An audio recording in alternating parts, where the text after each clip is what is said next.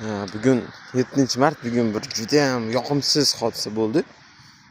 Shuni o'zim bilan o'zim bo'lishmoqchi edim. Ya'ni soat 4 dan boshlayman, taksi chaqirdim. Boradigan joyim bor, bora olmayman. Borib uydagilar bilan o'tirib roza tutmoqchi edik. Bo'lmayapti. Xullas taksi chaqirdim. Kelyapti, turgan joyda отказ qilyapti. Yandex 20 mingga chiqdi. Yo'q, men roziman dedim. Просто yetib olsam bo'ldi dedim. Xullas taksi kelmadi-da menga. Narx oshgani bitta taraf. Kelmagani yana bitta yomon-da. Ha, mayli dedim, shundoq peshkom yurib o'rdim keyin. Faqat o'shini oldindan men bilganimda edi. Shunchaki peshkom yurib borib qolardim, davno kutib o'tirmasdan uni.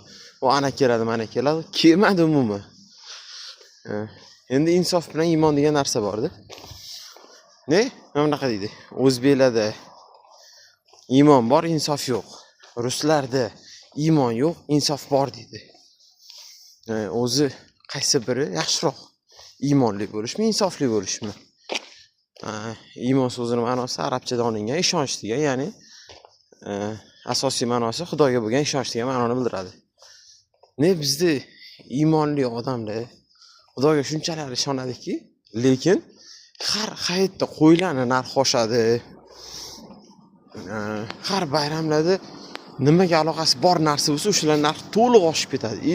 Например, yaqinda, mana ertaga 8-mart bo'ladi. Gullar narxi o'zidan-o'zi oshadi. Bunaqangi insofsizlik bilmadim qanchalik to'g'ri. Bitta har kim o'zi uchun namoz o'qiydi, lekin to'g'ri, musulmon odamda ham, musulmon bo'lmagan odamda ham o'zini qiladigan amali, dunyo qarashi hammasi o'ziniki bor.